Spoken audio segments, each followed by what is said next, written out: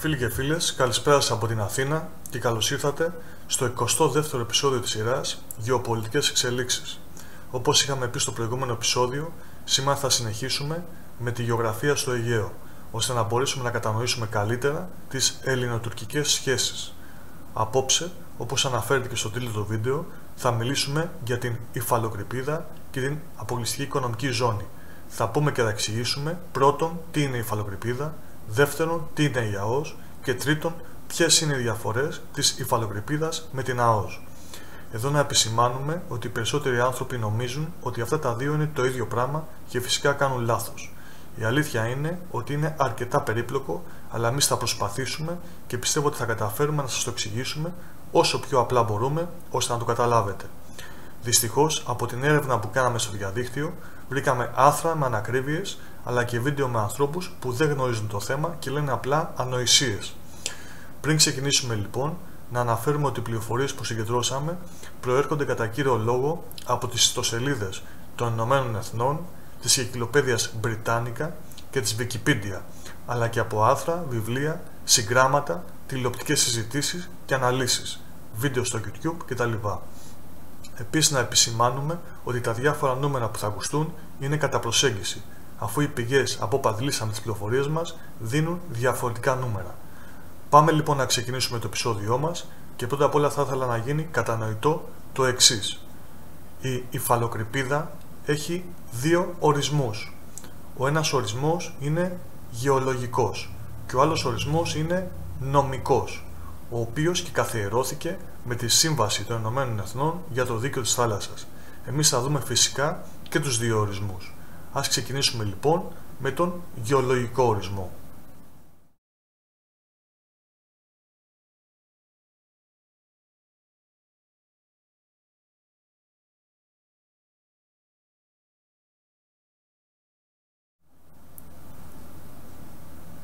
Η υφαλοκρηπίδα είναι το παράκτιο τμήμα του βυθού, η υποθαλάσσια ομαλή προέκταση της ακτής, η οποία ξεκινάει από την ακτογραμμή και φτάνει ως το σημείο που ο βυθός αποκτάει μεγάλη κλίση. Πάμε να βλέπουμε το σχέδιό μας για να το καταλάβουμε καλύτερα. Στο σχέδιό μας βλέπουμε την ακτή, τη θάλασσα αλλά και τον πυθμένα της. Το κομμάτι με το πράσινο χρώμα είναι η ακτή, η παραλία αν θέλετε να το πούμε πιο απλά, είτε της υπηρετικής χώρας είτε ενός νησιού. Είναι το αρχαισαίο έδαφος. Το κομμάτι από εκεί που τελειώνει η ακτή, δηλαδή από την ακτογραμμή ως το σημείο που αρχίζει να γίνεται απότομη η κλίση του βυθού, ονομάζεται υφαλοκρηπίδα. Όπως βλέπετε στο σχέδιό μας και όπως είπαμε και στην αρχή, είναι η ομαλή υποθαλάσσια προέκταση της ακτής μέχρι του σημείου που ο βυθός αποκτάει μεγάλη κλίση. Ο μέσος όρος της κλίσης του βυθού της υφαλοκρηπίδας είναι πολύ μικρός και είναι της τάξεως των 0,1 με 0,2 μοίρες. Το βάθος της θάλασσας στην υφαλοκρηπίδα μπορεί να φτάσει ως τα 100 με 200 μέτρα. Το πλάτος της υφαλοκρηπίδας ποικίλει ανάλογα τη μορφολογία και μπορεί να είναι από 5 ναυτικά μίλια ως 800 ναυτικά μίλια. Το μεγαλύτερο πλάτος της υφαλοκρηπίδας στον κόσμο είναι τα 800 ναυτικά μίλια που αναφέραμε και είναι από την ακτή της Σιβηρίας προς τον Αρκτικό ωκεανό, δηλαδή προς το Βόρειο Πόλο. Ο μέσος όρος του πλάτους της υφαλοκρηπίδας είναι τα 40 με 50 ναυτικά μίλια από την ακτή. Αν η υφαλοκρηπίδα ξεκινάει από υπηρετικό έδαφος, τη λέμε υπηρετική υφαλοκρηπίδα. Αν ξεκινάει από κάποιο νησί, τη λέμε νησιωτική υφαλοκρηπίδα. Εδώ να επισημάνουμε και ότι οι επιστήμονες λένε ότι στην εποχή των παγετώνων, πριν λιώσουν οι πάγοι και ανέβει η στάθμη της θάλασσας, η υφαλοκρηπίδα, τουλάχιστον στο μεγαλύτερο ποσοστό της, ήταν μέρος της ξηράς. Να δούμε όμως και κάποιες άλλες λεπτομέρειες για την υφαλοκρηπίδα. Η υφαλοκρηπίδα συνήθως καλύπτεται από άμμο και λάσπη και μπορεί να υπάρχουν και να αναλλάσσονται μικροί λόφοι, ρηχές κοιλότητες, κοιλάδες. Πολύ σημαντικό επίσης είναι ότι στην υφαλοκρηπίδα είναι σύνηθες να υπάρχουν και υποθαλάσσια φαράγγια και μάλιστα αρκετά απότομα που καταλήγουν και σε μεγάλα βάθη. Αυτός είναι λοιπόν ο γεωλογικός ορισμός της υφαλοκρηπίδας. Θα προχωρήσουμε λίγο ακόμα στο μάθημα της γεωλογίας, γιατί θα μας βοηθήσει και αργότερα να κατανοήσουμε πολλά πράγματα. Μετά λοιπόν από την υφαλοκρηπίδα έχουμε, όπως βλέπετε, μια απότομη κλίση του βυθού που μπορεί να είναι από 1 ως 25 μοίρες και που ο μέσος όρος είναι πάνω από τις 4 μοίρες. Αυτό το απότομο κομμάτι του βυθού μετά την υφαλοκρηπίδα ονομάζεται υπηρωτική κατοφέρεια ή υφαλοπρενές και μπορεί να φτάσει σε βάθη 2 με 3.000 μέτρα. Στο υφαλοπρανές μπορούμε να δούμε πολλά υποθαλάσσια φαράγγια και, όπως είπαμε προηγουμένως, συνήθως ξεκινούν από την υφαλοκρηπίδα. Ας δούμε ένα άλλο τρισδιάστατο σχέδιό μας. Αυτά τα φαράγγια μπορεί και να διακλαδώνονται και μπορεί να φτάνουν και σε μεγάλο βάθος. Ως πριν κάποια χρόνια, οι επιστήμονες έλεγαν ότι μπορεί να είναι πολύ παλιά ποτάμια από την εποχή των παγετώνων. Όμως αυτό έχει αρχίσει να αμφισβητείται έντονα και εμείς στην έρευνα που κάναμε δεν μπορέσαμε να καταλήξουμε για το πώς τελικά σχηματίστηκαν. Στο σχέδιό μας βλέπετε από τα αριστερά την αχτή, την υφαλοκρηπίδα, το υφαλοπρενές και τα υποθαλάσσια φαράγγια, τα οποία βλέπετε, όπως είπαμε, ότι μπορεί να ξεκινούν από την υφαλοκρηπίδα και να καταλήγουν στην ωκεάνια πεδιάδα. Προχωράμε. Το υφαλοπρανές καταλήγει είτε σε ένα τμήμα του βυθού που ονομάζεται υπηρωτική ανύψωση και έχει μικρότερη κλίση, όπως βλέπουμε στο σχέδιό μας, και είναι το κομμάτι εκείνο που μεσολαβεί πριν τον πυθμένα του ωκεανού και το οποίο κυρίως αποτελείται από ειζήματα, εναποθέσεις αδρανού υλικού που μεταφέρουν κυρίως τα υποθαλάσσια φαράγγια από το υπηρωτικό έδαφος, είτε καταλήγει σε τάφρο με αρκετό βάθος. Τα ποσοστά αναφέρουν ότι κατά 50% καταλήγει σε τάφρο και κατά 50% σε υπηρωτική ανύψωση. Μετά, όπως βλέπουμε, είναι ο πυθμένας του ωκεανού. Το τμήμα της υφαλοκρηπίδας, το υφαλοπρανές και η υπηρωτική ανύψωση και τα τρία μαζί αποτελούν το υπηρωτικό περιθώριο, όπως μπορείτε να δείτε και στο κάτω μέρος του σχεδίου μας.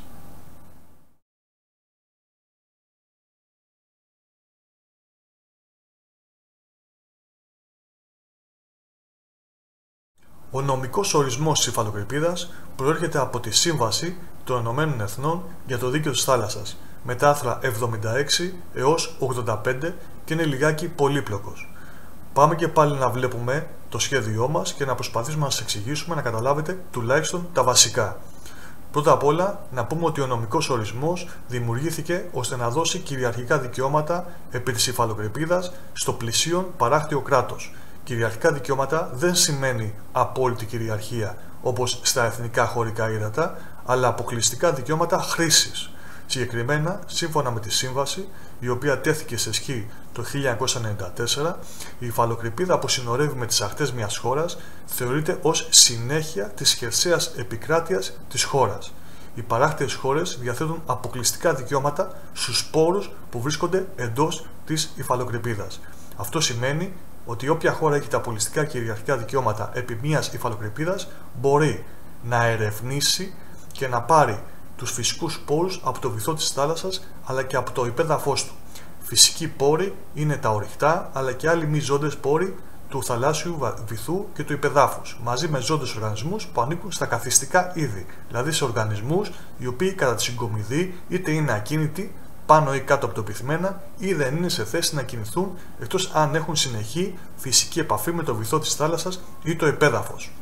Επίσης, μπορεί να διεξάγει γεωτρήσεις αλλά και να τοποθετήσει τεχνητά νησιά ή κατασκευές.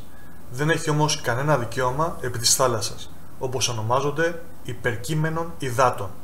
Πώς γίνεται όμως η οριοθέτηση της υφαλοκρηπίδας? Ποιο είναι το πλάτος της υφαλοκρηπίδας? Σύμφωνα με τη Σύμβαση, η υφαλοκρηπίδα έχει πλάτος από την ακτογραμμή ως το εξωτερικό άκρο του υπηρωτικού περιθωρίου ή 200 ναυτικά μίλια όταν το προηγούμενο πλάτος που αναφέραμε είναι μικρότερο από τα 200 ναυτικά μίλια. Αυτό συμβαίνει μόνο όταν γεωλογικά το υπηρωτικό περιθώριο είναι μικρότερο των 200 ναυτικών μιλίων. Οπότε η υφαλοκρηπίδα έχει τουλάχιστον 200 ναυτικά μίλια πλάτος από την ακτογραμμή ασχέτως μορφολογίας του βυθού. Στην περίπτωση που το υπηρωτικό περιθώριο είναι μεγαλύτερο των 200 ναυτικών μιλίων, τότε αυξάνεται το πλάτος αλλά μπαίνουν και κάποια όρια. Έτσι, το πλάτος της υφαλοκρηπίδας μπορεί να φτάσει είτε το ανώτατο τα 350 ναυτικά μίλια, είτε τα 60 ναυτικά μίλια από τη βάση του υφαλοπρανές. Να σταματήσουμε εδώ και να επισημάνουμε ότι στην ιστοσελίδα της Wikipedia αναγράφεται λάθος ότι αυτά τα 60 ναυτικά μίλια μετριούνται από τη βάση του υπηρωτικού ανυψώματος. Και προχωράμε. είτε τα 100 ναυτικά μίλια από τα 2.500 μέτρα του ισοβαθούς. Αναφέρονται και κάποια άλλα βοηθήματα μέτρησης, όπως το πάχος του ειζήματος, ευθείες γραμμές κτλ. Αλλά αυτά είναι ακραίες λεπτομέρειες. Να μην ξεχάσουμε επίσης να πούμε ότι σύμφωνα με τη Σύμβαση και το άρθρο 121 και τα νησιά έχουν υφαλοκρηπίδα, εκτός αν δεν μπορούν να είναι κατοικήσιμα ή δεν μπορούν να διατηρήσουν οικονομική ζωή. Οι οριοθετήσεις πρέπει να γίνονται σε συνεννόηση με το άλλο αντικριστό παράκτιο κράτος και σε περίπτωση που δεν μπορεί να υπάρξει συνεννόηση, υπεύθυνο είναι το Διεθνές Δικαστήριο, όπου θα κρίνει με τη μέθοδο της ευθυδικίας. Να ξαναπούμε ξεκάθαρα ότι η υφαλοκρηπίδα δεν δίνει κυριαρχία, αλλά κυριαρχικά δικαιώματα, σαν να λέμε δικαιώματα χρήσης για οικονομικούς λόγους και ό,τι αφορά μόνο το βυθό και το υπέδαφος του βυθού. Δεν αφορά την επιφάνεια της θάλασσας, που όπου είναι διεθνή ύδατα παραμένουν διεθνή ύδατα, δεν αφορά τη θάλασσα, δηλαδή την αλία κτλ. Και όπως είπαμε, μόνο φυσικούς πόρους στο βυθό, στο υπέδαφος και μη ζώντες και ζώντες οργανισμούς του βυθού, όπως τα καθιστικά είδη κτλ. Ο σκοπός είναι η εξερεύνηση και εκμετάλλευση των φυσικών πόρων. Αυτός ήταν και ο νομικός ορισμός της υφαλοκρηπίδας.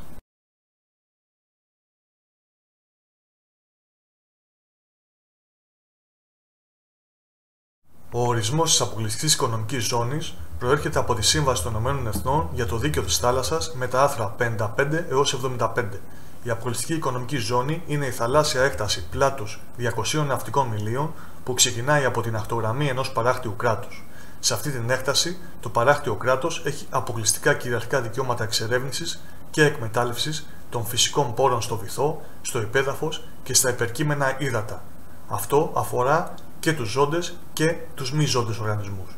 Επίσης, μπορεί να παράγει ενέργεια από τον άνεμο, το νερό, τα ρεύματα, αλλά και να κατασκευάσει τεχνητά νησιά, εγκαταστάσεις, να διεξάγει θαλάσσια επιστημονική έρευνα, να έχει την αρμοδιότητα για την προστασία και διατήρηση του θαλάσσιου περιβάλλοντος, να έχει την αρμοδιότητα για την αλληλεία και την εποπτεία για να μην υπάρχει υπεραλληλεία κτλ.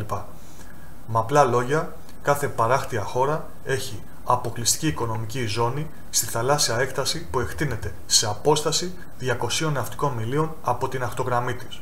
Αυτό αφορά και το ηπειρωτικό αλλά και το νησιωτικό της τμήμα, καθότι σύμφωνα με το άρθρο 121 της Σύμβασης όλα τα νησιά έχουν ΑΟΣ, εκτός αν δεν μπορούν να είναι κατοικήσιμα ή δεν μπορούν να διατηρήσουν οικονομική ζωή.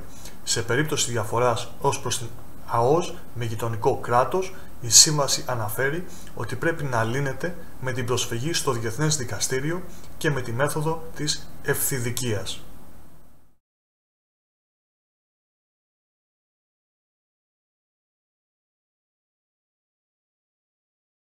Να δούμε όμως ποιες είναι οι διαφορές τους. Όπως είδαμε, πρώτον, ο ορισμός υφαλοκρηπίδας αφορά μόνο το βυθό, το επέδαφος αλλά και τους ζώντες και μη ζώντες φυσικούς πόρους που επικράττονται του βυθού, ή να το πούμε απλούστερα, είναι εξαρτώμενοι του βυθού και τα τεχνικά νησιά. Ενώ ο ορισμός της αποκλειστικής οικονομικής ζώνης περιλαμβάνει όλα τα παραπάνω αλλά και τα υπερκείμενα ύδατα, δηλαδή δίνει μεγάλη βάση στην αλεία, καθώς και στην παραγωγή ενέργειας, όπως της αιωλικής κτλ., αλλά και στην προστασία των θαλασσών. Δεύτερον, η μεν υφαλοκρηπίδα μπορεί να φτάσει σε πλάτος από τα 200 ναυτικά μίλια μέχρι τα 350 ναυτικά μίλια, ενώ η αποκλειστική οικονομική ζώνη είναι σταθερά στα 200 ναυτικά μίλια. Τρίτον, η υφαλοκρηπίδα έχει γεωλογικούς όρους, ενώ η αποκλειστική οικονομική ζώνη δεν έχει. Τέταρτον, η υφαλοκρηπίδα νομικά υφίσταται έτσι κι αλλιώς και δεν χρειάζεται διακήρυξη, απλά οριοθέτηση με συνταγμένες, ενώ η αποκλειστική οικονομική ζώνη χρειάζεται και οριοθέτηση μεν, αλλά και διακήρυξη δε ώστε να τεθεί σε ισχύ. Πέμπτον, επίσης πολύ σημαντικό είναι ότι στη Σύμβαση για το Δίκαιο της Θάλασσας, στα άρθρα για την ΑΟΣ, ως προς την εκμετάλλευση του βυθού και του υπεδάφους, υπάρχει παραπομπή στα άρθρα της υφαλοκρηπίδας. Αυτό σημαίνει ότι αν δεν οριοθετηθεί η υφαλοκρηπίδα, δεν μπορεί να υπάρξει αποκλειστική οικονομική ζώνη, εφόσον υπάρχει νομικό κενό. Τουλάχιστον εγώ αυτό συμπέρανα, αν και δεν είμαι δικηγόρος. Έτσι πιστεύω ότι οι δύο αυτοί νομικοί όροι της υφαλοκρηπίδας και της αποκλειστικής οικονομικής ζώνης είναι αλληλοεξαρτώμενοι μεταξύ τους. Φίλοι και φίλες, εδώ φτάσαμε στο τέλος του επεισοδίου που απόψε αφορούσε την υφαλοκρηπίδα και την αποκλειστική οικονομική ζώνη.